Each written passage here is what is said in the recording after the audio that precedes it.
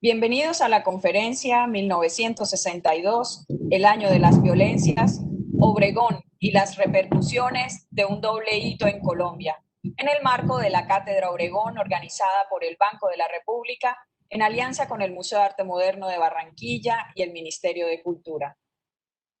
Hoy nos presentará esta extraordinaria disertación Cristian Padilla Peñuela, quien es doctorando en Sociedad y Cultura de la Universidad de Barcelona y máster en Historia del Arte de la misma institución. Fue ganador del Premio de Ensayo sobre Arte Colombiano en 2007 con la investigación El llamado de la tierra, el nacionalismo de la escultura colombiana. Asimismo, es coautor de los libros La Bachué de Rómulo Rosso, un ícono del arte moderno colombiano, y 1929, El Pabellón de Colombia en la Exposición Iberoamericana de Sevilla. Es autor del libro Fernando Botero, La búsqueda del estilo, 1949-1963. Ha sido curador de las exposiciones políticas de la imagen, videoarte colombiano en el Festival ODAC en Rennes, Francia, y ciudadano de a pie, Panorama Colombia en Berlín, así como El joven maestro, Botero, obra temprana de 1948-1963 en el Museo Nacional de Colombia, y un arte propio, Convergencias entre México y Colombia en el Museo del Banco de la República. Actualmente es profesor de Historia del Arte de la Universidad Distrital Francisco José de Caldas en Bogotá.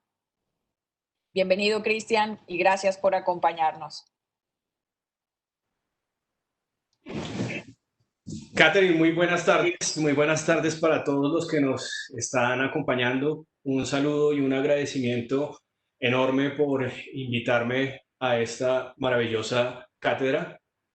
Quiero mandar un saludo a María Eugenia, que debe estarnos viendo también, Catherine, Eduardo, y también un agradecimiento enorme para los demás invitados que no solamente han participado y nos han acompañado en estas semanas de conmemoración del maestro Obregón y su centenario con unas maravillosas ponencias y disertaciones, como por ejemplo la de Álvaro Medina. Disfruté mucho también la de Silvia Suárez y William López, la de Isabel Cristina, que fue la sesión inaugural, y hace un momentico estaba viendo por ahí a Samuel Vázquez que se estaba conectando. Entonces, un saludo a todos ustedes.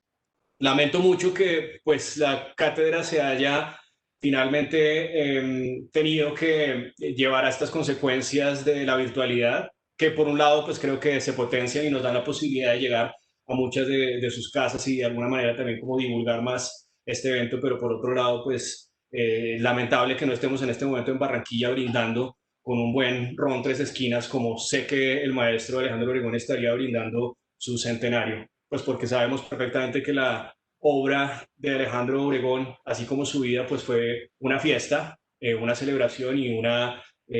obra precisamente llena de color. Así que, pues lamentablemente no podremos estar juntos haciendo esa conmemoración. Ya esperaremos entonces la siguiente conmemoración que tengamos que hacer, el siguiente centenario, etcétera. Por ahora, la sesión de hoy, la disertación que voy a presentarles a continuación, sí me parece que es lo contrario de una celebración a la vida. Es por el contrario más bien como una denuncia a la muerte y una condena a la violencia. La obra que nos va a servir hoy como de protagonista de esta disertación, ya está visto que se trata de la obra de arte más importante del siglo XX en Colombia. Ya no tiene ninguna discusión este hecho. Y me parece que en ese sentido es una obra que se ha convertido en una pieza completamente atemporal. Atemporal porque creo que hoy es más vigente que nunca, ¿no? Especialmente en días en los cuales vemos estas escaladas de masacre y de desmesurada violencia, que parece que nos devolviera a los mismos tiempos de Alejandro Obregón hace 58 años, cuando se estaba enfrentando a ese gran bastidor y planteándose pues una serie de preguntas que lo llevarían a hacer una obra pues que, como estoy diciendo, es atemporal. Parece que estuviéramos aún en ese espacio de tiempo, o simplemente que las mismas preocupaciones que llevaron a Alejandro Obregón hace 58 años a pintar esa obra maestra pues siguieran aún vigentes. Siguen estando presentes los mismos actores del conflicto, siguen siendo las mismas víctimas y, lo más terrible, los mismos procederes de la violencia también siguen accionándose de la misma manera. Entonces, bueno, voy a compartir en este momento mi presentación. Permítanme un segundo.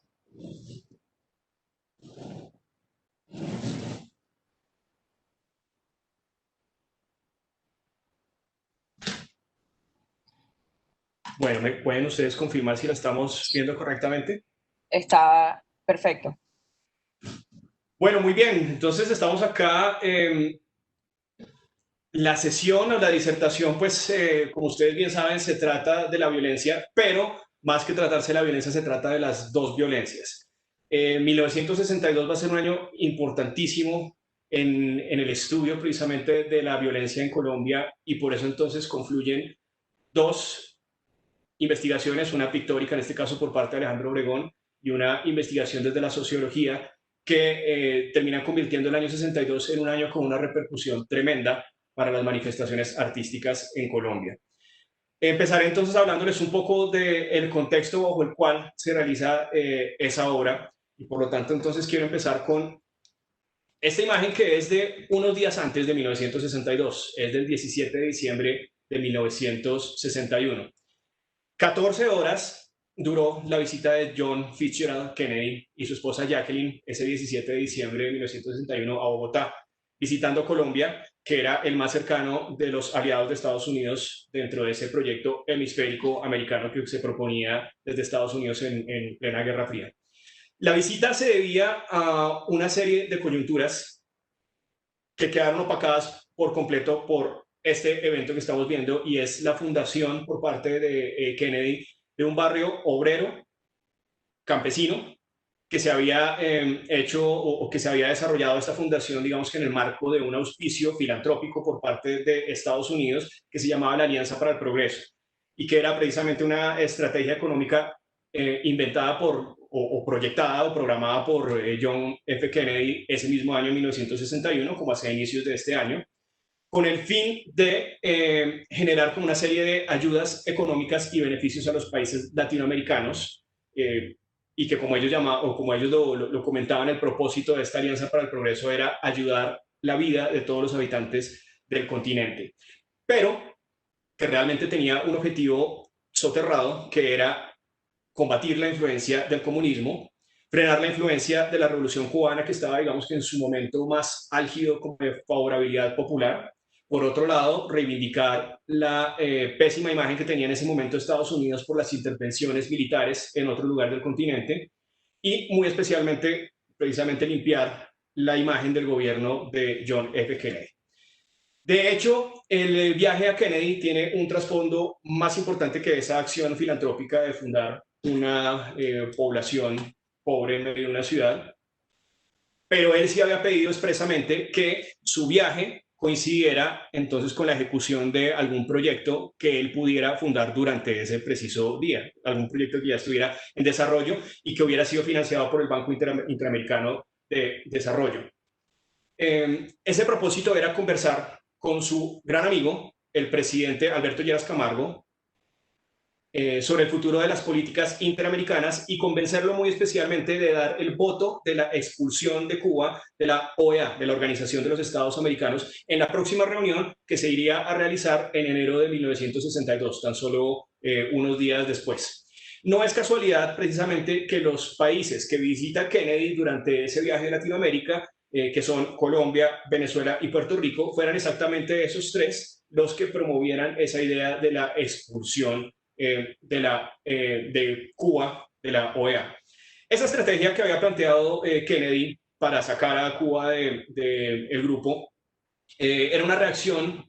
frente al desafío o a la afrenta de Ernesto Che Guevara, que como representante de Cuba en la quinta sesión plenaria del Consejo Interamericano Económico y Social de la OEA, que se había desarrollado en agosto de 1961, unos meses atrás, denunció la Alianza del Progreso, promovida por el gobierno de Kennedy, como una estrategia para satanizar a Cuba y satanizar la revolución cubana. Y por el contrario, para agradecerle a todos los beneficios y apoyo económico y comercial que le había prestado a Cuba, muy especialmente por los millones de galones de... bueno, esto es para mostrarles una imagen de que esa placa en la cual pues Kennedy estaba poniendo un ladrillo todavía existe. Y no solamente existe, sino pues que la casa original, la casa inicial, pues todavía está. De hecho, ese barrio que originalmente fue fundado con el nombre de Ciudad Techo, después conmemoró a Kennedy luego de su muerte, pasando su nombre a Ciudad Kennedy. Ahí está la casa, todavía existe, y todavía está también la placa, como ustedes están viendo. Entonces, en esta reunión interamericana, el Che Guevara, el 8 de agosto de 1961, se había encargado pues, de hacer un gran elogio y una exaltación a los apoyos de la Unión Soviética y, por el contrario, de denunciar a Estados Unidos por haber orquestado la frustrada invasión de Bahía de Cochinos en abril de ese mismo año, e incluso insinuar como el apoyo para asesinar a el dictador de la República Dominicana, Rafael Leónidas Trujillo. El tiempo de todos modos iba a demostrar que Estados Unidos sí tenía una cierta responsabilidad, que había complicidad por parte de Estados Unidos en ambos acontecimientos. En el discurso de Che Guevara, en esta fecha, del 8 de agosto de 1961, el Che Guevara había presentado incluso un documento que había llegado a sus manos, un documento confidencial que solamente se había transmitido a través de las embajadas de Estados Unidos en América Latina, bajo el título Caso Cuba, y en el cual quedaba en evidencia la postura de Estados Unidos contra el régimen revolucionario. El documento decía lo siguiente, decía: la magnitud de la amenaza que constituyen Castro y los comunistas en otras partes de la América Latina seguirá probablemente dependiendo en lo fundamental de los siguientes factores: la habilidad del régimen en mantener su posición, su eficacia en demostrar éxito en su modo de abordar los problemas de la reforma y desarrollo, la habilidad de los elementos no comunistas en otros países latinoamericanos en proporcionar alternativas factibles y popularmente aceptables, la propaganda y que Castro pudiera convencer a los desafectos que existen en América Latina. Esa era como pues básicamente una idea general. Por su parte, Kennedy precisamente veía en este discurso y veía en el Che Guevara una gran amenaza, no solamente por la inestabilidad económica que auguraba confiar el comercio de América o de algunos países americanos a la Unión Soviética, pero además desconfiaba en las palabras que promulgaba el Che Guevara en una reunión como esta, donde decía textualmente que si damos la garantía de que no exportaremos la revolución, damos la garantía de que no se moverá un fusil de Cuba y de que no se moverá una sola arma de Cuba para ir a ningún lugar a luchar en otro país de América. Eso le llamaba la atención a Kennedy, viniendo precisamente de un hombre que había escrito un manual para la guerra de las guerrillas un año atrás. A pesar de la sumisión del presidente colombiano Alberto Lleras Camargo a Kennedy, no había sido posible en su gobierno desmantelar los nacientes movimientos guerrilleros de campesinos, de ideologías comunistas que se venían acrecentando en la espesa geografía colombiana. Y la verdad es que no lo lograría en su mandato, ni lo lograría ningún otro mandato. Yo creo que ahora podemos ver todavía las repercusiones de las pésimas decisiones que tomaron los gobernantes en ese periodo. Al inicio de la presidencia de Lleras Camargo en 1958, Lleras había extendido una amnistía que se había propuesto desde la Junta Militar, antes que él, para que los crímenes quedaran dentro de los crímenes producidos por estas guerrillas quedaran dentro de esta amnistía, una especie como de propuesta de paz. Y eso había permitido entonces que los crímenes disminuyeran de una forma notable en este periodo. Esta medida era, en muchos casos, la sentencia de muerte de esas personas que se desmovilizaban, pues una vez ellos se integraban a la vida civil, los bandoleros, que era el apelativo que antecedía a los guerrilleros, eran asesinados, como en el caso, por ejemplo, de Guadalupe Salcedo, de Hermógenes Vargas, de Jacobo el Charro Negro, Prías Álape, etcétera, y de otros tantos que fueron muertos a manos precisamente de integrantes del ejército o de la policía, y que termina siendo pues un antecedente claro de los genocidios que posteriormente ocurrirían tanto a los militantes de la UP como a los desmovilizados de las FARC en la actualidad, o incluso de los líderes sociales. Por eso reitero que este parece ser un asunto que convierte a la pieza en una obra atemporal y que sigue siendo vigente en ese aspecto. Tanto en esa desprotección de los campesinos como en la eliminación física de los líderes guerrilleros, el pensamiento comunista terminó afianzándose como la demostración de que la violencia en el campo era ejercida por el mismo Estado. No sirvieron mucho, de poco sirvieron las políticas del Frente Nacional que había intentado iniciar para pues, cesar como todo tipo de agresión entre los opositores. Por lo tanto, en cierto momento, espérenme, yo pongo la siguiente imagen, el semanario comunista fundado por Manuel Cepeda Vargas. Manuel Cepeda Vargas es el padre del honorable senador Iván Cepeda, y él había fundado entonces este semanario que se llama La Voz de la Democracia y que se publicó solamente entre 1957 y 1964, en el año en el que fue cerrado por el presidente Guillermo León Valencia, lo que nos regresa otra vez a nuestra sempiterna historia, hablando pues en ese caso del abuelo de la senadora del Centro Democrático Paloma Valencia. En ese semanario, Manuel Cepeda había manifestado en 1960 la complicidad que tenía el Estado en las ejecuciones extrajudiciales contra todos estos líderes campesinos. Así que en una de esas columnas críticas que hacía Manuel Cepeda se había escrito lo siguiente: el Partido Comunista invita a todos los ciudadanos a que manifiesten su repudio en todas las formas contra los asesinatos de dirigentes populares que cuentan con la aprobación no disimulada de elementos incrustados en el gobierno, y alerta a las masas populares para que organicen su propia autodefensa contra los asesinos pagados, procurando especialmente proteger la vida de los dirigentes campesinos y obreros. Entonces, tanto los efectos de la violencia bipartidista como la retaliación, como aquella retaliación que existía en contra de los desmovilizados en medio de la amnistía, terminaron motivando la creación de una comisión durante el gobierno de Alberto Lleras Camargo que se llamó la Comisión Investigadora de las Causas de la Violencia, que se funda en el año 1958. Y era un comité conformado por el clero, por los conservadores, por liberales y por militares. De hecho, se trataba de 8 miembros los que conformaban el comité, y los 8 miembros eran nombrados por el gobierno. Entonces se trataba de 2 liberales, 2 conservadores, 2 militares y 2 curas. Acá estamos viendo precisamente a uno de ellos que va a ser pues, protagónico en este sentido pues, para nuestra sesión. Y en ese sentido, esa comisión investigadora se convirtió en la pionera de los estudios sociales y políticos destinados a historiar y comprender los fenómenos de la violencia en Colombia durante los últimos años. La comisión fue fundada por decreto en 1958 y le dieron luz verde para no solamente obtener los beneficios económicos que fueran necesarios para que se llevara a cabo, sino también los transportes y ayudas por parte de las instituciones oficiales para que ellos pudieran recaudar toda la documentación que requirieran, para que pudieran acceder a todos los informes oficiales por parte de las gobernaciones, de los alcaldes, etcétera. Sintomático de los intereses pacifistas de ese gobierno de Lleras Camargo y de ese compromiso con la paz, la comisión cambiaría su nombre después de la Comisión de la Violencia a la Comisión de la Paz, aunque sería más popularmente conocida simplemente como la Comisión o la Investigadora.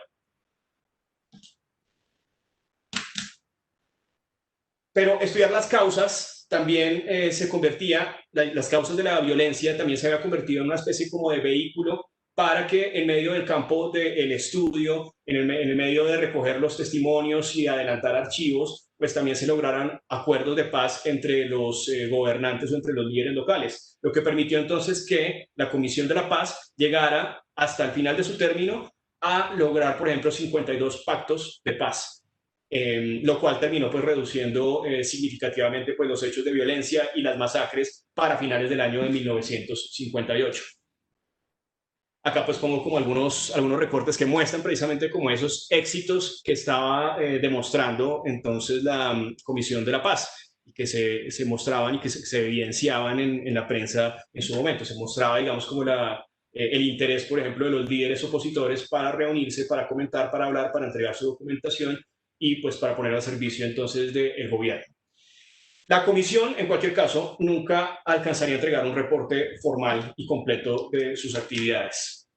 pero gran parte de la investigación se convertiría en el insumo de lo que después sería un gran proyecto académico en el cual participó el mismo padre que había participado en la Comisión de la Paz, que es el padre Germán Guzmán Campos, y que era párroco del municipio del Líbano en Tolima. El Tolima, pues precisamente era la región, el departamento más afectado precisamente por esta violencia, o uno de los departamentos más afectados. Desde la recién fundada Facultad de Sociología de la Universidad Nacional se empezó a retomar este proyecto que como ustedes están dándose cuenta había quedado de alguna manera como inconcluso, y empezó a profundizarse en esa tarea iniciada entonces por la investigadora, y se empezó pues a aprovechar la experiencia, el conocimiento de la región y todos los testimonios y archivos que había recaudado entonces el padre Guzmán Campos durante este periodo. El fundador y decano de la Facultad de Sociología, que era Orlando Falsborda, barranquillero además, y el abogado Eduardo Umaña Luna, serían entonces los académicos que digamos que tenían digamos, la ventaja de no ser parte de un gobierno, de no, a diferencia de la Comisión de la Paz, que había sido entonces nombrada por el gobierno, pues esta era más bien como una investigación que hacía parte de una institución completamente académica y por lo tanto no tenía como esa politización tendenciosa que sí había afectado de alguna forma a la comisión.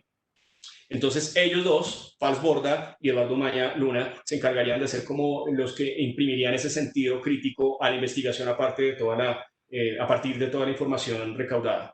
Finalmente, entonces, el proyecto fue titulado de esta manera: La violencia en Colombia, estudio de un proceso social, y terminó usando pues muchos de los 20.000 testimonios, y fíjense ustedes que la palabra testimonios va a ser muy importante, la voy a reiterar más adelante, los 20.000 testimonios recogidos por esa comisión que había durado 9 meses en actividad, los archivos, los informes oficiales, estadísticas, cifras reunidas y fotografías también, produciendo de esta manera entonces un libro que se publica en 2 volúmenes. Uno primero hacia mitad de 1962 y uno que se va a publicar unos meses más adelante. Los dos volúmenes terminaron entonces produciendo un análisis sin censura de todas las manifestaciones de la violencia a lo largo del país, e incluían de ese archivo que estamos hablando una serie de fotografías, 32 fotografías,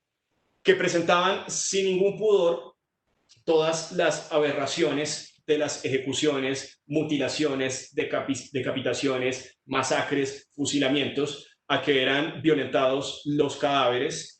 con el fin de aleccionar al resto de la población. Fíjense ustedes que hasta en esos procederes, como estaba diciendo, no se ha cambiado en 58 años.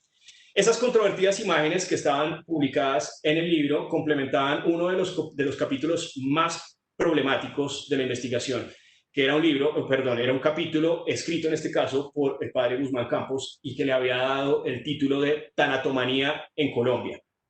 donde se hacía entonces un análisis de todas estas vejaciones que se convertirían en una constante a la hora de ultrajar el cuerpo de las víctimas con machete, o con cualquier otro proceder, pero estableciendo como una especie de categorías. Y eso es lo que hace entonces finalmente el monseñor Germán Guzmán, que es a lo largo de este artículo hacer como una especie de inventario de las formas de accionar entonces de los violentos. Ustedes sabrán perfectamente que es precisamente en este libro donde deja ya de ser un rumor y se convierte en un hecho la existencia de famosas alteraciones a los cadáveres, como por ejemplo el corte de florero, el corte de franela, el corte de corbata y tantos otros, el boca chiqueado, etcétera. Depravaciones por completas pues realizadas en medio de estos accionares violentos. Tal vez la más refutada y sorprendente revelación de este capítulo era que los procederes de los que estamos hablando, esos procederes salvajes y macabros, eran indiscriminadamente realizados por cualquiera de los sectores del conflicto. Podía ser hecha por liberales o por conservadores o por militares o por policías o por bandoleros. De esta manera, pues el estudio había terminado señalando la tesis de que este tipo de accionares eran generalizados entonces a cualquiera de estos actores o de estos protagonistas entonces de la investigación. Las imágenes conformaban una parte pequeña, pues estoy diciendo que son 32 imágenes, pero conformaban entonces solamente una parte mínima de lo que vendría a ser como el gran archivo reunido por Guzmán Campos y que finalmente pues nunca se publicó de forma completa. Quien había sido párroco, como yo les decía, de la población del municipio de Líbano en Tolima y había por tanto entonces actuado como confesor de las víctimas, perdón, de los homicidas y de las víctimas, y por lo tanto pues tenía reunidos todos estos testimonios y todas estas fotografías también. Además de que había presenciado también muchas de estas masacres y muchos de estos actos macabros ocurridos en la región. En gran medida es su archivo el que conformó el grueso de la investigación levantada por la investigadora y mínimamente fue puesto en el libro, como les decía, pues solamente 32 de todas las imágenes reproducidas. Al incluir parte del archivo gráfico en el libro, el monseñor Guzmán Campos complementó el impacto de los testimonios relatados en los capítulos y dio sustento entonces a esa teoría que él presentaba de la tanatomanía, revelando entonces ese accionar bárbaro de unos bandos contra otros y de alguna manera como señalando que esto que en cierta medida se había convertido como una especie de rumor se trataba de una realidad y que con estas fotografías pues lograba ser finalmente expuesta y se lograba poner en debate entonces hasta qué punto la afiliación ideológica era más propensa o no a estos accionarios. Entonces, las primeras recepciones al libro, bueno, acá tengo las imágenes. Las primeras recepciones al libro, que fue lanzado en julio de 1962, fueron una mezcla entre fascinación por el rigor de la investigación y, por otro lado, repudio total por quienes interpretaban el texto como un texto sectario o amañado. Y entonces empezaron a aparecer apelativos contra los autores. Por ejemplo, al padre Guzmán Campos lo llamaban algo así como un capellán de bandoleros, un sacerdote renegado, clérigo suelto. A los demás les señalaban como abogados liberales incompetentes, librepensadores extremistas, sociólogos protestantes, para el caso de Falsborda. Y bueno, las molestias se debían a que ambos bandos, ambos partidos políticos aparecían responsabilizados de las atrocidades de todas estas violencias. Y entonces, desde la perspectiva de cada uno de esos partidos, el contrario era el que salía victimizado. Por tanto, algunos comentaristas lo atacaban por la tendencia a favorecer a los conservadores, mientras que otros le atribuían el sectarismo liberal, convirtiendo la obra desarrollada por ellos en un libro incómodo desde cualquier perspectiva que se viera, desde cualquier perspectiva pues se convertía en un libro que producía entonces molestia en ambos bandos y producía pues también entonces una especie de polarización que era lo contrario a los intereses pues que ellos querían plantearse inicialmente. Hay que comentar de todos modos, acá simplemente como manera de anécdota, que la publicación de Alberto Zalamea, la nueva prensa, Alberto Zalamea había sido director y dueño de la revista Semana y se le había hecho precisamente por sus comentarios políticos una especie como de bloqueo que le había llevado a vender la revista Semana. Un segundo intento por hacer una publicación que pudiera promover o que pudiera señalar o que pudiera llevar a difundir pues, los intereses políticos que él quería comunicar, lo lleva a fundar la revista La Nueva Prensa, que por tanto es la revista en la cual su esposa, Marta Traba, va a tomar entonces como lugar de difusión también de sus columnas de arte, así como lo había sido previamente la revista Semana. Pues en cierto momento la revista Nueva Prensa también va a ser como víctima de este bloqueo, porque cada una de las ediciones de la Nueva Prensa, Alberto Zalamea se encargaba de hacer una especie de conteo de los listados, digamos, de asesinatos semanales que iban ocurriendo. Y pues esto no le agradó para nada a los empresarios que pautaban en la revista, así que esa incomodidad hizo que retiraran entonces su apoyo económico a la Nueva Prensa y pues llevó entonces a Alberto Zalamea a tener problemas económicos para seguirla publicando. Otra perspectiva fue aportada por el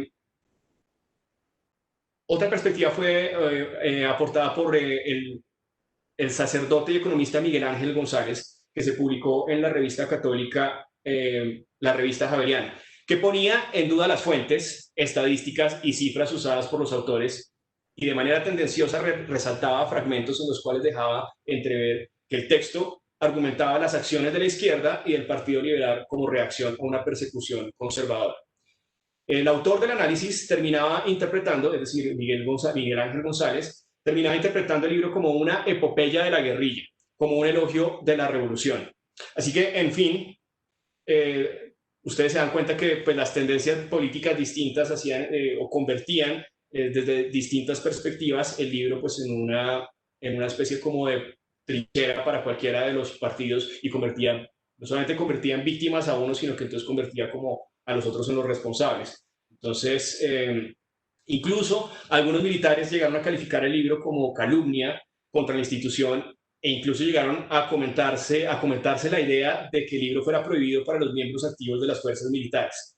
Pero yo creería que la más alarmante de todas estas interpretaciones al texto fue la que expresó en su informe, en un informe que se le encargó a el coronel Álvaro Valencia Tovar por parte del gobierno entrante, que es el gobierno precisamente de Guillermo León Valencia, que empieza a partir de 1962.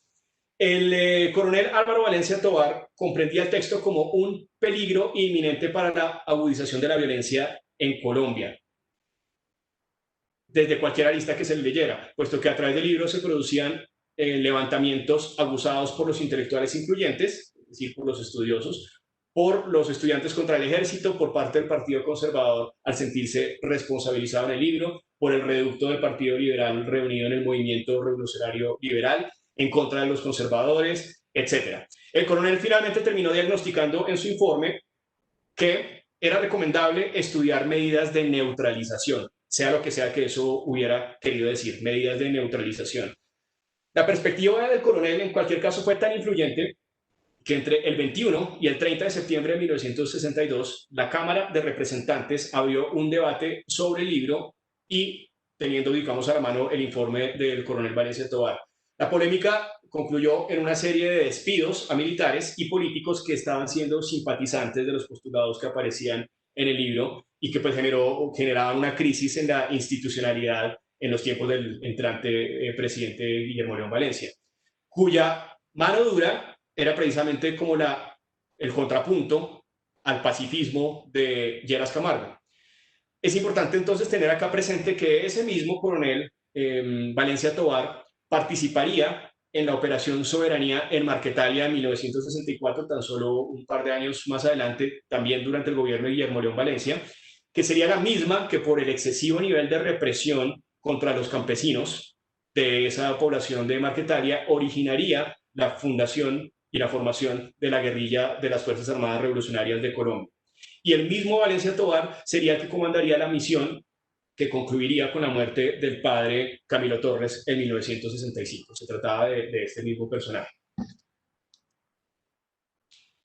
La polémica fue la mejor publicidad para el libro, que al ser ampliamente difundida pues, a través de la prensa, promovió más la curiosidad entonces entre los lectores que intentaron pues, acceder al libro, que tenía un límite de distribución muy corto, se trataba de 1000 ejemplares en su primera edición, lo cual terminó favoreciendo pues, que muy rápidamente, hacia septiembre del mismo año, solamente un par de meses después, 2 meses después, se sacara entonces un siguiente tiraje. En diciembre de 1963 del siguiente año ya se había publicado la secuela. Con la secuela me refiero entonces al segundo tomo del libro, que ya consistía como en la parte descriptiva de la investigación. Y a esta le seguirían numerosas nuevas ediciones, cada una pues de mayor tiraje, convirtiendo el libro no solamente en un bestseller, sino básicamente en la Biblia de los estudios profesionales sobre la violentología en Colombia. Varios de los contradictores del libro llegaron en su momento a exigir la censura de las imágenes por considerar que estas lo que hacían era vulgarizar el trasfondo político del conflicto. Las representaciones horroríficas cumplían la función al enfrentar a las élites en discordia generada en sus discursos, contrariando así la tesis del expresidente conservador Mariano Pérez, quien consideraba que no debía hacerse un estudio de la violencia aún, que no era una, entre comillas, tarea patriótica ni era de ayuda para el país. Y esta labor pues, debía ser solamente completada en un debido y lejano tiempo, según Mariano Espina Pérez. Esa curiosa llamada a silenciar los eventos ocurridos en todas estas zonas marginadas del país era una sospechosa actitud que incriminaba más precisamente a los gobiernos conservadores y que por el contrario pues producía mayor curiosidad por conocer todos los estragos que se habían originado durante esta violencia bipartidista a lo largo del país. Por el contrario, el padre Guzmán Campos, previendo precisamente que existieran polémicas en torno al uso de estas imágenes, se había adelantado y había escrito en medio de su capítulo de la tanatomanía en Colombia este párrafo que básicamente se encargaba de argumentar el porqué del uso de las imágenes. Entonces el párrafo dice, como ustedes están viendo, era necesario descender con horror, con asco, pero con ilimitada comprensión humana, con heroica y cristianísima caridad a ese subfondo de miseria, para ver de cerca el alma misma de un conglomerado que se desintegró y buscar soluciones adecuadas con conocimiento minucioso de su tragedia y de su patología.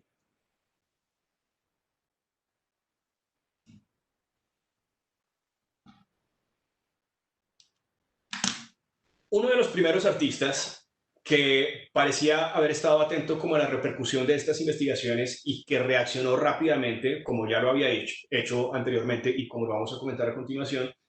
dejando una obra de denuncia que expresaba el malestar sobre el silencio al que había sido sometida la sociedad colombiana. Ese fue Alejandro Obregón, que presentó entonces para el Salón de Artistas, el Salón 14, el Salón Nacional 14 de Artistas Nacionales, el Salón Nacional de Artistas Colombianos, la obra La Violencia, que estamos viendo a continuación. En el cuadro, una mujer embarazada se encuentra tendida, sin vida, convirtiéndose ella misma en el horizonte de un cuadro que, a diferencia del resto de la producción de Obregón, o por lo menos de la mayoría de la producción de Alejandro Obregón, pues parece ser más bien monócromo. Sí, precisamente estábamos comentando hace un momento que los tonos vibrantes son una gran característica de la producción de Alejandro Obregón, pues este cuadro parece ser más bien una pintura de luto. Un cuadro donde parece que esos escasos tonos de color aparecen es precisamente en el rostro ensangrentado de la mujer y en la herida debajo de su pecho. Álvaro Medina comentaba precisamente en una de las sesiones anteriores que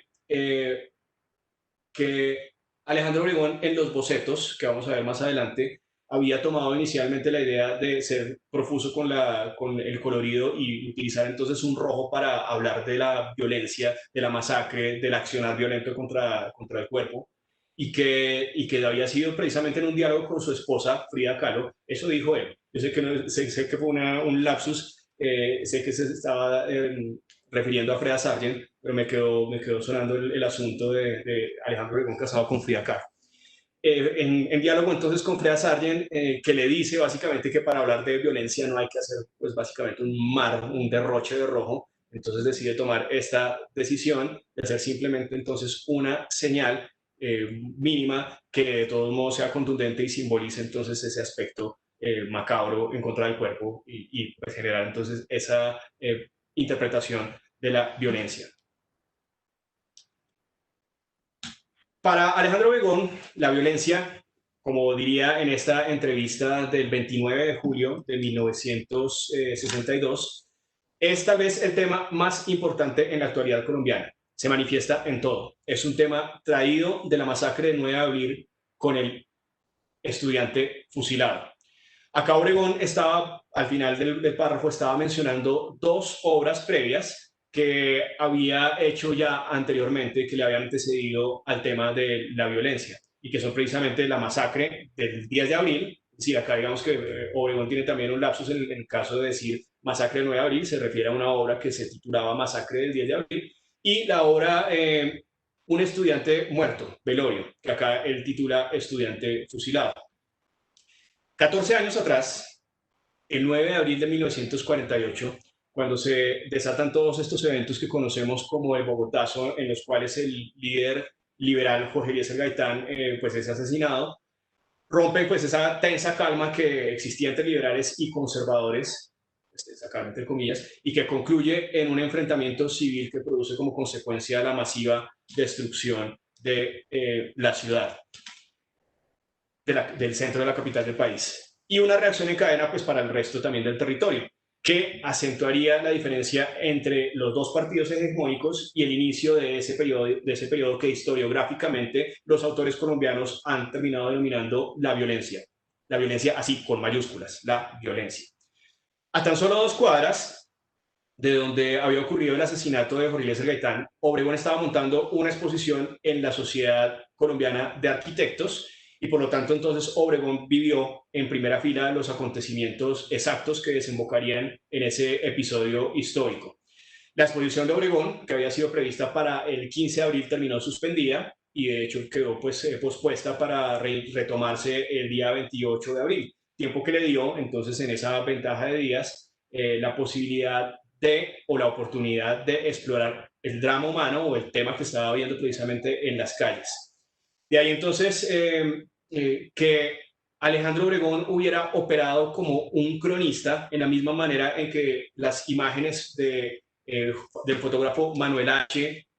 o las mismas imágenes o las mismas crónicas de Felipe González Toledo, que precisamente se habían encargado de generarnos todo un imaginario del 9 de abril y que se convertían en gran medida como en las imágenes y en los testimonios de la desesperanza de todos aquellos dolientes que iban a buscar desaparecidos entre pilas y montañas de cuerpos a sus cadáveres de seres queridos entre tumbas, mausoleos del cementerio central. El proceder de Alejandro Obregón fue exactamente el mismo. Las imágenes que Obregón empieza a tomar como bocetos y que van a dar como consecuencia masacre del 10 de abril, se inspiraban en la visita de Obregón al cementerio, donde tomaría entonces apuntes muy rápidos pues de esas ideas que después terminarían precisamente influyendo a la violencia de 1962. Y en ese caso mostraba una gran pintura, perdón,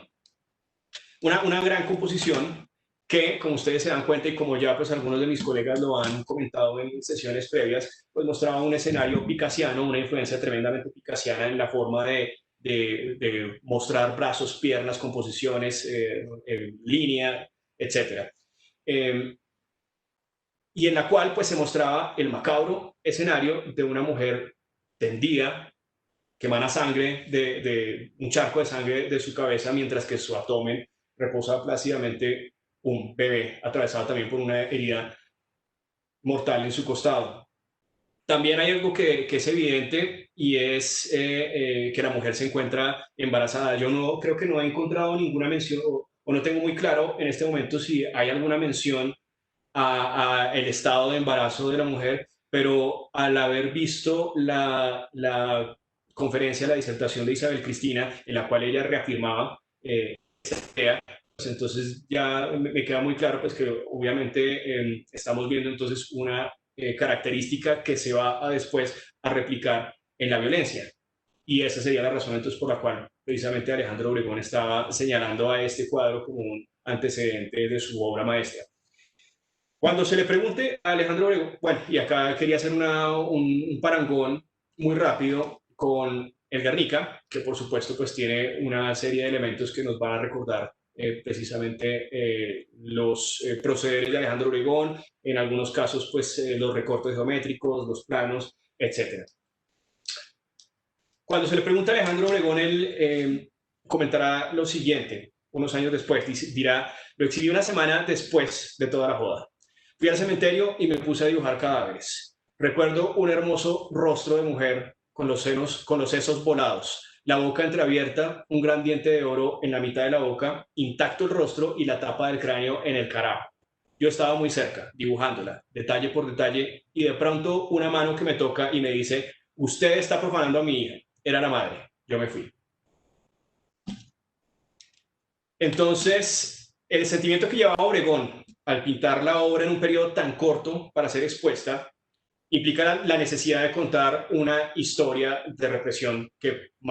unos días más tarde él precisamente explicaría en la prensa y la explicaría en estas palabras. Dice, masacre será un grupo de lienzos que habrá de recoger la indignación popular por el vil asesinato de un jefe prestigioso y la forma como los poderes oficiales reprimieron la protesta.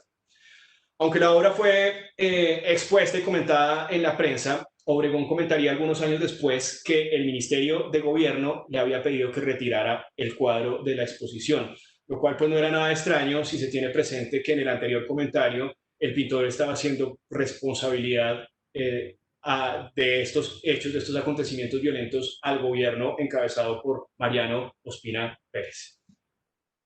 La representación de Obregón que estamos viendo recuerda, pues, como estamos viendo, los aspectos del Guernica de Pablo Picasso, algo que me parece bien importante señalar.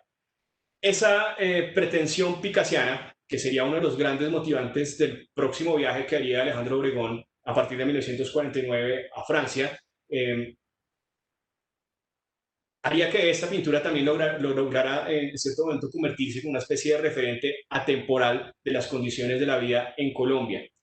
que desde entonces empezaron a empeorar y que, como el Guernica, pues ya no se trataba de ilustrar un evento particular, sino que era precisamente una obra que pues traspasaba o trascendía a su tiempo. Un año después, de hecho, el crítico Walter Engel en 1949 comentaba todavía el cuadro. Decía: Masacre del 10 de abril nos impresionó hace un año, cuando la vimos por primera vez, aún bajo el efecto inmediato de los trágicos días vividos. Ahora, sustraído ya de la más apremiante actualidad, a la más apremiante actualidad, nos sigue impresionando, porque allá palpita una tragedia eterna expresada en pintura de primerísima importancia. Cuando Walter Engel, el crítico de arte, haga una descripción de esta obra, pues hará también el comentario sobre Picasso. Y entonces me llama la atención que cuando el poeta francés Guillaume Apollinaire intentó describir la producción cubista de Pablo Picasso al inicio de la conformación del movimiento cubista, él había utilizado la frase: Picasso estudia un objeto como un cirujano diseca un cadáver. En esto creo que yo creería que coincidía el planteamiento de Walter Engel cuando señalaba que la disposición de los elementos en esta escena que estamos viendo era inédita en el arte colombiano y que no tenía nada que ver con la solución que habría planteado cualquier otro artista verista o cualquier artista académico. Eso que Walter Engel llama la disposición de los elementos, y que me parece a mí que es como una especie de eufemismo para no utilizar la palabra mutilaciones, que de pronto era políticamente incorrecta frente a una imagen como, pues, frente a un suceso como lo que había ocurrido. Es una resolución que de todos modos Alejandro Obregón volvería a utilizar en obras posteriores, donde esa disección del cadáver de la que estamos hablando en el caso de Picasso requeriría nuevamente para ser utilizada. Y la encontraremos entonces posteriormente en obras que ya nuestros colegas han presentado y en las cuales pues ellos ya han profundizado, como el caso de Espantagenerales, que no tengo la imagen, pero William y Silvia lo presentaron. Estudiante muerto, velorio, luto por un estudiante o genocidio. Piezas que además también estuvimos viendo en la presentación del profesor Álvaro Medina cuando nos hablaba de la relación entre la obra de Alejandro Obregón y la muerte. Y que podríamos pensar que son, en todos estos casos, representaciones de una rápida reacción por parte de Alejandro Obregón frente a las violentas circunstancias sociales de la época, y que representaban entonces cómo la pintura se convertía para Alejandro Obregón en un vehículo de denuncia y de movilización. Aún así, hay que tener presente que en ninguna de estas obras que acabo de pasar muy rápidamente, las mutilaciones o la reorganización del cuerpo o la disposición de los elementos, como decía Walter Engel, no tendría nada que ver aún con los referentes de las fotografías del libro de la violencia, pues porque el libro de la violencia aún no había sido publicado. Tampoco las mujeres embarazadas o de niños parecían ser una intuición o producto de su visita del cementerio aquel 10 de abril. Aquella disposición entonces de la mujer en la obra Masacre es la que 15 años después se retoma en Violencia, y que, como el mismo Obregón confiesa, Alejandro Obregón confiesa en la entrevista que habíamos visto anteriormente, se convertía en una alusión a la geografía colombiana, donde el vientre inerte a la vez era la cordillera del Quindío. Así lo expresa y así lo describe él. Esta manifestación de la crueldad sobre la mujer embarazada había sido explicada por los autores de la violencia en Colombia, y muy especialmente se había comentado en la Tanatomanía en Colombia, donde el padre Guzmán Campos había resumido esta violencia con el aforismo: no dejar ni semilla, era la frase que había utilizado. Pero la poética con que procede Obregón al convertir la mujer o el vientre de la mujer en una colina pretendía expresar en esa representación su señalamiento a la concepción del país, y también puede interpretarse como la noción abstracta de patria. Así pues, que cuando Obregón se refiera a la República como territorio o a la idea de Estado, a la cual responsabilizaba según esa perspectiva, Obregón estaba haciendo la paráfrasis del título del polémico libro del Monseñor Guzmán Campos, La mujer yacente deviene paisaje, que deviene paisaje es la violencia en Colombia. La apabullante obra de Alejandro Obregón enunciaba,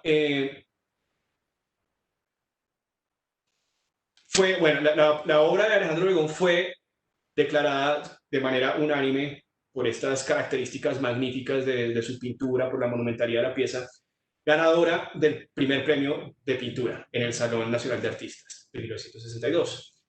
Además de ese intrínseco valor plástico y de la capacidad de síntesis en la composición que había logrado Alejandro Obregón con la pieza, la obra fue elogiada también por la representación del mismo tema. Para algunos comentaristas, la obra dice, estuvo bien que se premiara este cuadro que Obregón nos lanzó en la cara. Todo este tiempo de Colombia está amasado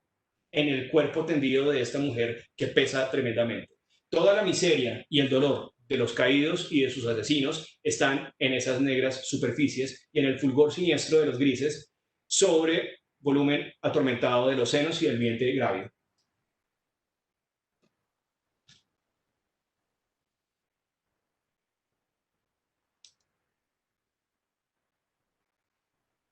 Bueno, es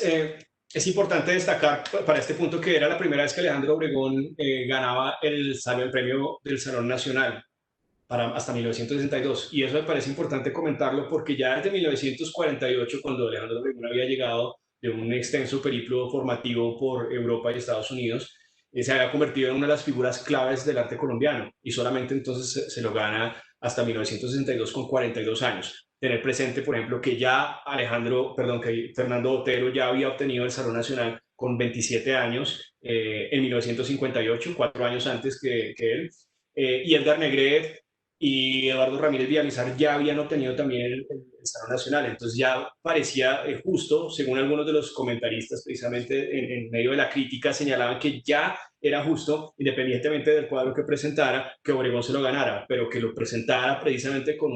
una temática tan actual y tan imponente, pues lo hacía mucho más merecedor. Ahora, eso también llevaba a algunos de los comentaristas a señalar entonces la importancia de que Alejandro Obregón hubiera tomado partido y que se convirtiera en un artista comprometido. Y eso me llama la atención porque cuando Marta Traba, la crítica de arte argentina, escucha esa idea de Alejandro Obregón como un artista comprometido, pues básicamente se eriza, porque su preocupación, como ya bien lo sabemos, es que la obra se hubiera convertido o que los méritos de la pieza fueran reconocidos a partir de sus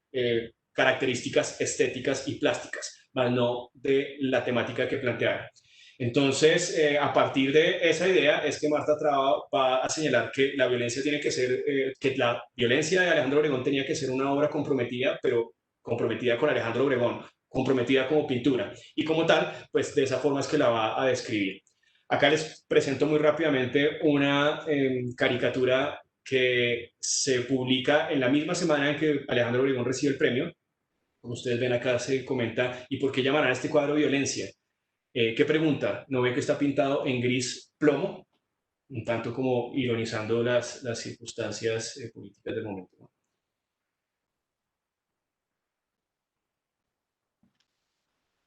Lo que sí es verdad, en cualquier caso,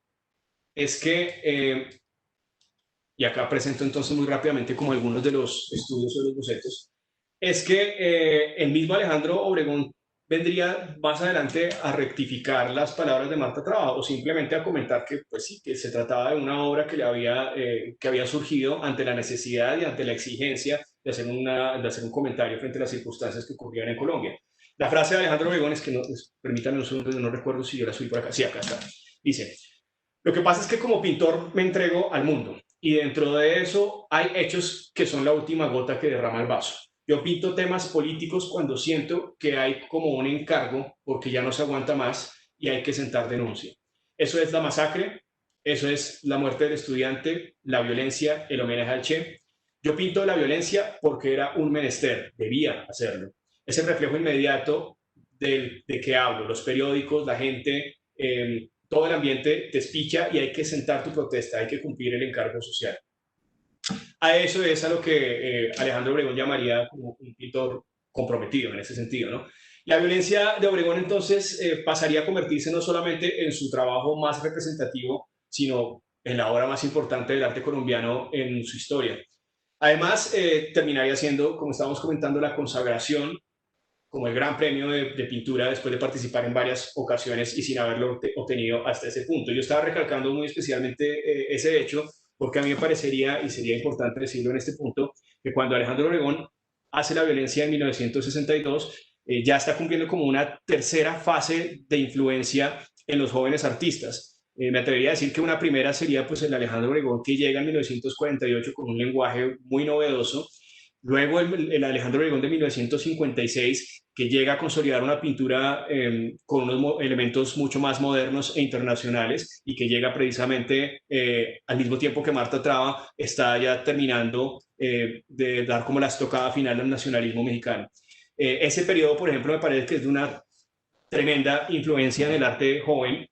hasta el punto que si uno se pone a mirar la producción de 1956, todos los artistas estaban pintando Obregones. Y eso me recuerda mucho, y siempre lo tengo muy presente, una exposición que Silvia Suárez curó hace ya 12 años, en el 2008, conmemorando los 50 años de la edificación de la Biblioteca Luis Ángel Arango y de una exposición con la que se inauguró que se llamó el Salón de Arte Moderno. La exposición curada por Silvia intentó o procuró reunir la mayor parte de las obras que hubieran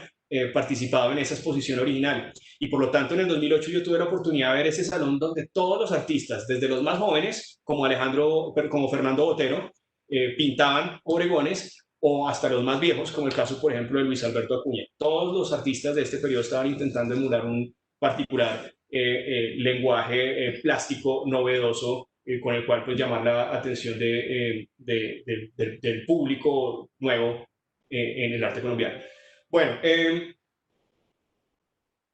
y de esta forma me parece a mí también que en 1962 Alejandro, está sonándome un pito por acá, bueno, en 1962 Alejandro logra nuevamente entonces ejercer una tremenda influencia porque termina convirtiéndose en una obra que termina convirtiéndose en el hito de la politización del arte colombiano. De esta manera pues también convirtiendo su obra en una especie como de análogo del Guernica de Picasso para el caso local, una especie como de manifiesto del arte político que tendría pues repercusiones inmediatas en estas generaciones y que es lo que quiero precisamente mostrarles a continuación.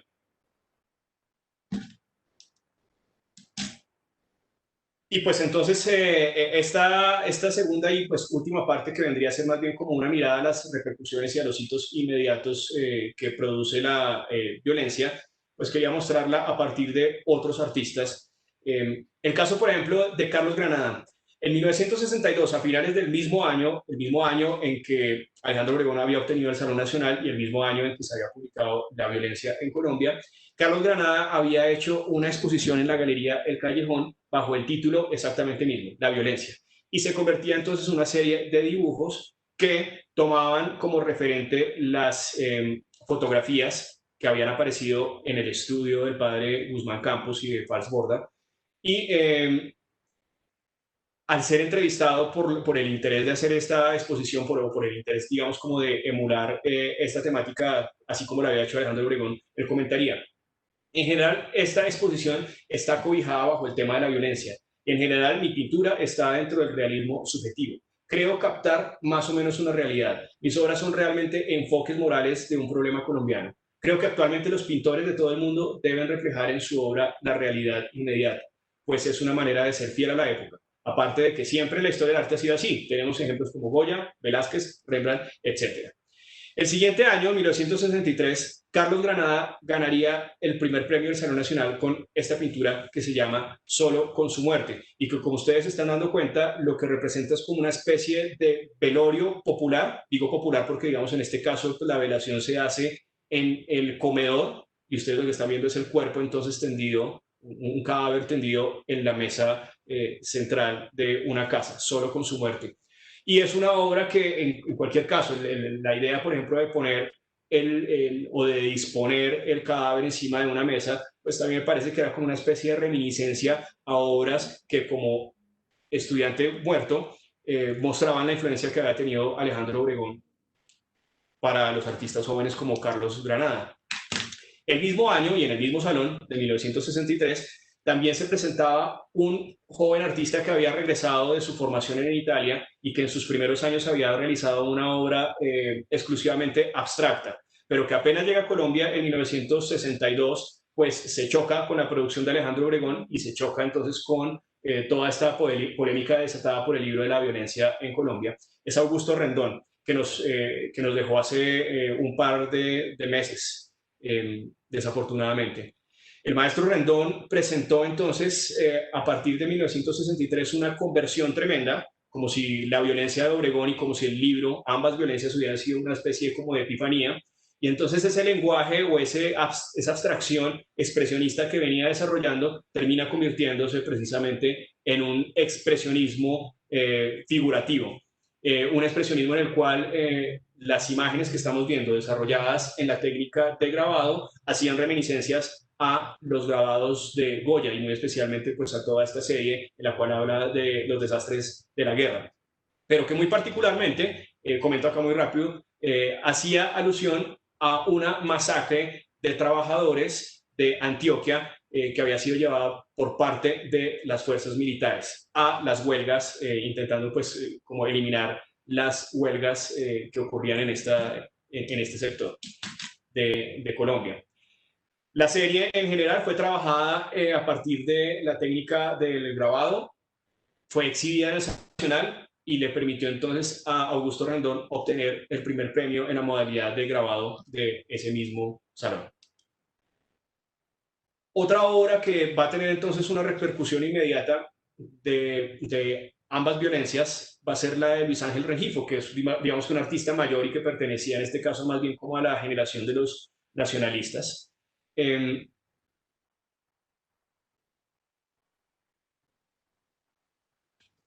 Luis Ángel Rengifo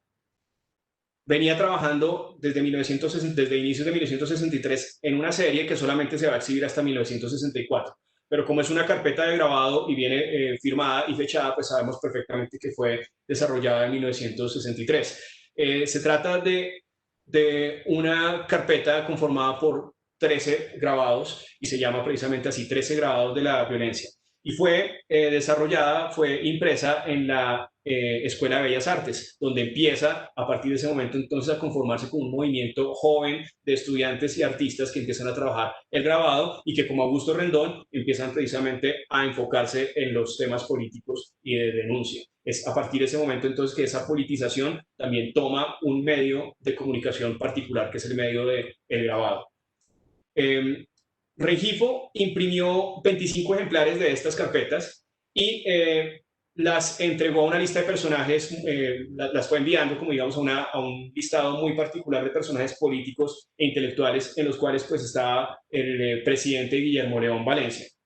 lo cual vendría a ser una tremenda ironía y atrevimiento por parte del artista, que quedaba ambiguamente disfrazado en la voluntad de regalarle una obra de arte, aunque su contenido y el tenor de estas imágenes hechas por el artista pues convertían ese amable regalo en un efusivo reproche. Concebir la obra como un mensaje enviando a unos destinatarios específicos tiene en esa actitud un antecedente que mostraba pues la actitud provocadora por parte de Luis Ángel Rengifo. Las imágenes, como estábamos viendo en la anterior, que yo creo que es una de las más recordadas y las más reproducidas también, y pues que también se encuentra en la colección del Banco de la República, estaban basadas e influidas por los testimonios que aparecían en ese capítulo de la tanatomanía en Colombia, en el libro de la violencia. Y también estaban influidas por las fotografías del libro, por supuesto. Hecho que se hace evidente pues, en los numerosos cortes y en la disposición de los cuerpos mutilados que Rengifo representa a lo largo de la carpeta. y que se confirma con el nombre de Monseñor Guzmán entre la lista de los recipientes de las carpetas de grabados. La carpeta estaba de todos modos acompañada también con unos textos extraídos del Popol Vuh que hacían referencia a la guerra, a las masacres y a la naturaleza violenta de la consecución del poder. En ese descarnado expresionismo de Rengifo, que exageraba las tétricas escenas que estamos viendo, una de ellas, que tomaba uno de los testimonios del libro de Monseñor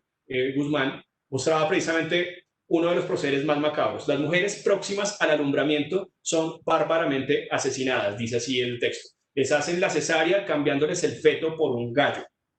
como ocurrió en Virginia, Antioquia y en la población de Colombia, Huila. Eso es exactamente lo que estamos viendo y lo que hace que este sea tal vez una de las representaciones más macabras de esa carpeta de grabados. La está ilustrando tal cual como encontró la cita en el libro. El otro emblemático grabado de esta serie es aquel en que se avista como una especie de horizonte donde varias cabezas han perdido su cuerpo y han sido inmortalizadas en un gesto de terror. Pero los rostros de estas tres cabezas que alcanzamos a ver completas, esos tres rostros protagónicos parecen tener un interés en convertirse en retratos que, a mi parecer, y esta tendría que ser una tesis muy personal, son las efigies de Laureano Gómez, Alberto Lleras Camargo y Guillermo León Valencia, en orden de izquierda a derecha. Laureano Gómez, en el centro Alberto Lleras Camargo y Guillermo León Valencia. Mi tesis o esta propuesta que yo hago representaría en este macabro campo de testas un país sin liderazgo, decapitado y a su suerte. Un alegato a las ideologías políticas que terminaron polarizando a los habitantes de Colombia. Rengifo le entregaba entonces como regalo una carpeta de grabados al presidente de Valencia donde era reconocible la cara suya por ser el único que aparecía con bigote. Es la razón por la cual pues yo pongo que incluso hay rasgos de los tres personajes que parecen reafirmar esta propuesta que yo hago. El único personaje que aparece con un bigote dibujado es el de la derecha, la frente amplia de Alberto Lleras Camargo en el centro y los ojos claros de Laureano Gómez en la cabeza de la izquierda. De tal forma que el obsequio del artista, de Rengifo, hacia Guillermo León Valencia, más que una denuncia, era un acto transgresor en el cual todavía la violencia se le devolvía a quienes consideraba ser los originarios de esa violencia. Bueno, para concluir, ya finalmente quiero mostrar y muy brevemente entonces señalar que los efectos de ambas violencias y la influencia que tienen las fotografías, el estudio de los tres académicos y la pintura de Alejandro Obregón pues van a tener unas repercusiones tremendas en el panorama artístico colombiano y muy especialmente de los años 60, donde se concentrarían entonces una serie de artistas a empezar a hacer señalamientos precisos a algunos eventos y acontecimientos políticos que habían culminado en masacres, represión, etcétera, y que habían utilizado entonces un lenguaje expresionista en el cual precisamente tomando como referente las fotografías o simplemente tomando como referente otros antecedentes pictóricos como el caso del mismo Fernando Botero, que ya estaba aplicando esa figuración expresionista que venía también influida del expresionismo abstracto de Nueva York, pues una pintura con una pincelada tremendamente abierta y donde el cuerpo pues aparecía desgarrado, abierto, abyecto. Uno de esos pues obviamente sería el caso de Norma Mejía, que también obtiene una importante distinción en el Salón Nacional de Artistas Colombianos de 1965 con esta obra que se conoce como La horrible mujer castigadora. Y pues finalmente también comentar entonces a otros artistas que estaban recién llegados a Colombia también de sus distintas formaciones en el exterior, como el caso por ejemplo de Pedro Alcántara, que también venía a desarrollar una obra abstracta, lírica y expresionista, pero que cuando llega a Colombia en 1962 o 63 se encuentra pues un ambiente artístico cultural ya politizado y decide entonces unirse y unir su producción a todos estos alegatos que está haciendo la juventud y la juventud de artistas en Colombia. Para concluir, entonces, presentaré unas imágenes. Esta, por ejemplo, me llama mucho la atención por el nombre. El nombre de Testimonios empieza a convertirse como en una especie de constante entre los jóvenes artistas y pues, obviamente la palabra testimonios recurre o hace referencia a, a las confesiones o a los comentarios que hacían las víctimas o los sobrevivientes de estas masacres y que se convertían entonces en las historias que se conocían o por las cuales se conocían entonces todos estos procederes y todos estos actos de violencia. Por lo tanto, esa palabra testimonios que ya había usado o que ya venía usando Pedro Alcántara en su producción en 1966, pero que también había utilizado ya Carlos Granada, como yo les había dicho, a final de año del 62 en una exposición individual, permitió que los artistas se reunieran y que conformaran un grupo. Ese grupo estuvo conformado entonces por Carlos Granada, Augusto Rendón y Pedro Alcántara, tres artistas que tenían entonces también que tenían, digamos que una suerte como de armonía en el sentido de complementarse, porque se trataba de tres artistas con un lenguaje expresionista muy afín entre ellos y además con unas preocupaciones también políticas semejantes. Y eso los llevó entonces a hacer una propuesta de exposición colectiva que se desarrolla originalmente en el segundo Festival de Arte de Vanguardia en Cali, en 1966. Un festival que va a estar además tremendamente politizado porque ya para esta fecha han asesinado a Camilo Torres unos meses antes. Y hay que tener presente entonces que si asesinaban a Camilo Torres, estaban ya asesinando a un intelectual y eso acercaba un poco más esa violencia al sector cultural. Ya no se trataba entonces de algo que pasaba allá en la compleja geografía colombiana, sino que es algo que ya estaba entonces ocurriendo dentro de los círculos de personajes conocidos. Al ser comentado, bueno, en esta exposición Testimonios, que como les digo reunía la obra de Carlos Granada, Augusto Rendón y Pedro Alcántara a partir de dibujos, grabados y pinturas, no solamente se exhibieron entonces las obras, sino que los artistas aprovecharon para pedirle al padre Guzmán Campos y a Fals Borda el préstamo de algunas imágenes, de algunas de las fotografías para poder exhibir tanto las pinturas y los dibujos en los cuales estaban presentes pues estas interpretaciones que ellos hacían de la violencia y de los cuerpos masacrados y las fotografías a un lado. A mano izquierda, precisamente ustedes lo que están viendo es algo así como el brochure o el catálogo, la primera página del catálogo del brochure de la exposición, en la cual estamos viendo un dibujo de Pedro Alcántara que nos presenta entonces dos personajes que están siendo torturados. Ustedes se dan cuenta que son dos personajes que están siendo como amarrados y pues estamos viendo los gestos de dolor y de terror de los personajes. Y a la mano derecha, en el mismo brochure ya abierto, estamos encontrando una de las fotografías del archivo del padre Guzmán Campos, en la cual tres personajes tienen una soga en el cuello. Es una fotografía que le están tomando a los tres personajes que se ven que son muy jóvenes antes de que vayan a ser ajusticiados. Así que el diálogo entre la fotografía y las imágenes pues también era sobrecogedor en ese aspecto. La exposición o el brochure de la exposición además utilizaba un breve párrafo del capítulo de la tanatomanía que dice lo siguiente, que acá lo podemos ver. Dice, es allí, espérenme que no logro ver el texto completo, y no lo puedo correr como así, acá lo tengo. Es de allí, del espectáculo del crimen, de su grupo en lucha a vida o muerte, de su ambiente, de su frustración, de su ignorancia, de la injusticia, de la impunidad, del hambre, de la desnutrición que lleva al crimen, de un sentido de defensa del núcleo familiar, del inicial horror a la muerte y del gozo que produce la venganza, del abandono de sus jefes y de la explotación por segundones, de su analfabetismo, de su tierra arrasada, del odio, de su impotencia, de todo esto entremezclado, de donde nace el hombre violento.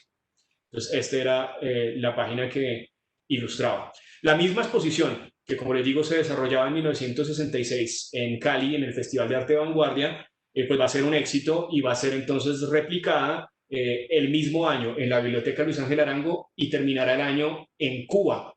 haciendo entonces una itinerancia en una galería, ahorita no recuerdo el nombre de la galería. En 1967 la misma exposición viaja a Caracas, donde se une otro artista al grupo, que es Darío Morales, y en 1969 la exposición es invitada a exhibir a la Casa de las Américas en La Habana. Entonces, bueno, como una conclusión general y ya para terminar, ya presenté todas mis imágenes. Ustedes se dan cuenta que lo que he presentado hasta este punto es una serie de obras que están dentro de ese estrecho margen de tiempo que sería el periodo de 1962 a 1966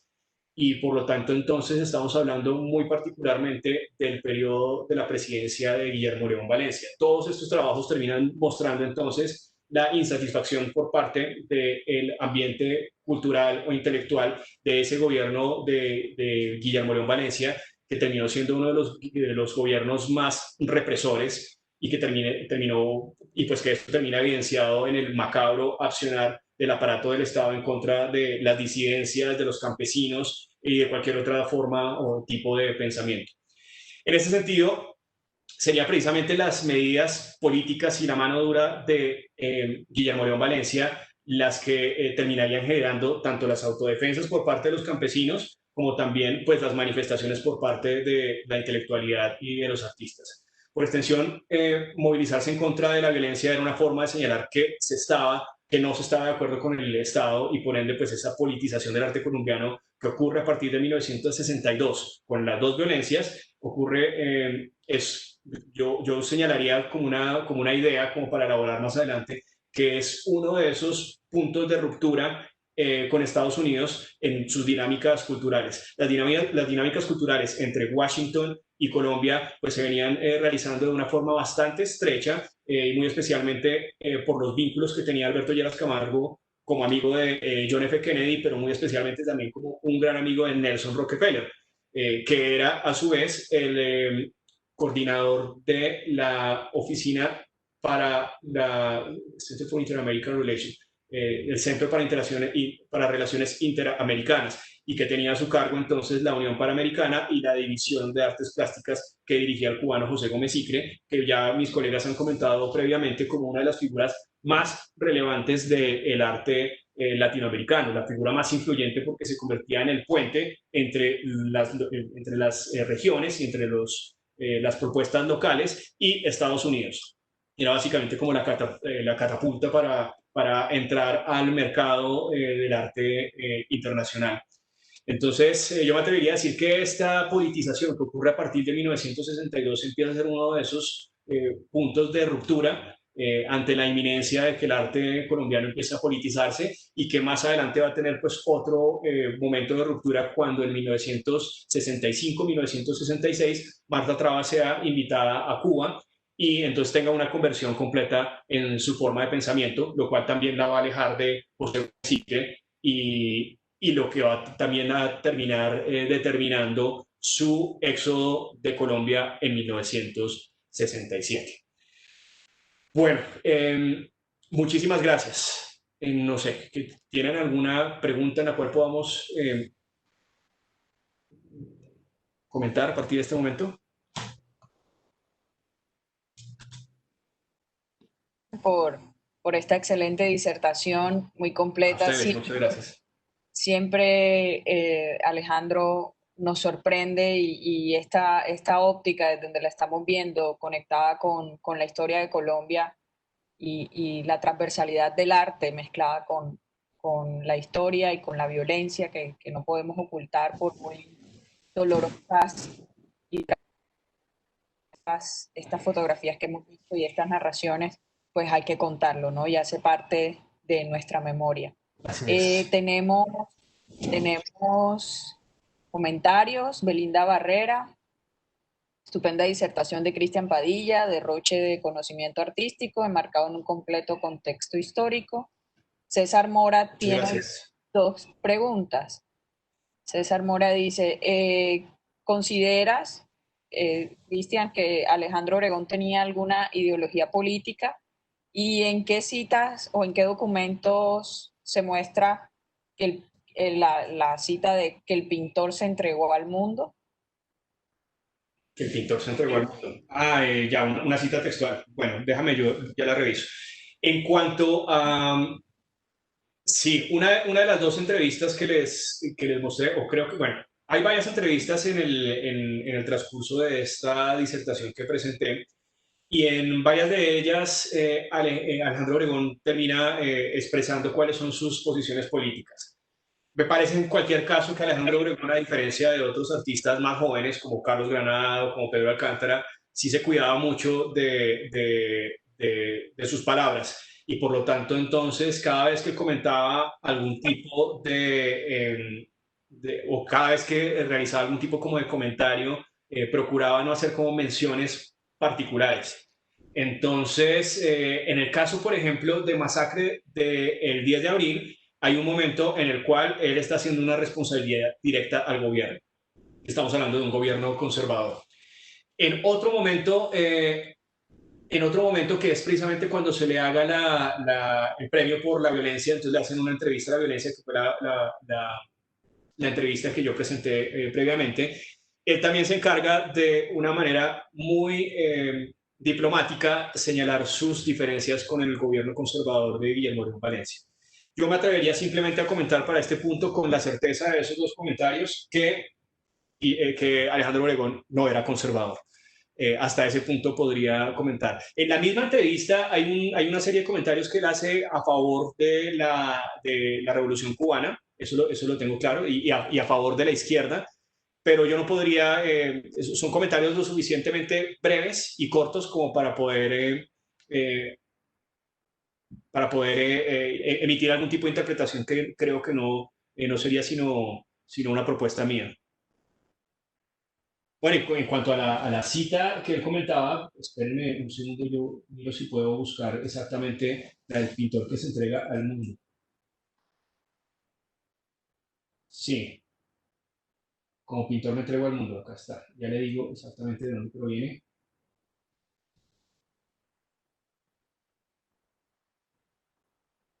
Bueno, sí, justo de donde creía. Tal vez una de las más conocidas entrevistas y de las que desde la historiografía utilizamos más, por ser la más completa, en la cual más información encuentra uno de Alejandro Obregón, es una entrevista que le hace Fausto Paneso y que aparece compendiada en un libro que se llama Los Intocables. Es un libro muy interesante porque aparece entonces una serie de entrevistas que se le realizan a la plataforma como de los grandes maestros del arte colombiano. Entonces en el libro aparece una buenísima entrevista, por ejemplo, a Fernando Botero, otra a Ramírez Villamizar, una a Edgar Negret, y esta que es precisamente la de Alejandro Obregón. Entonces es en ella donde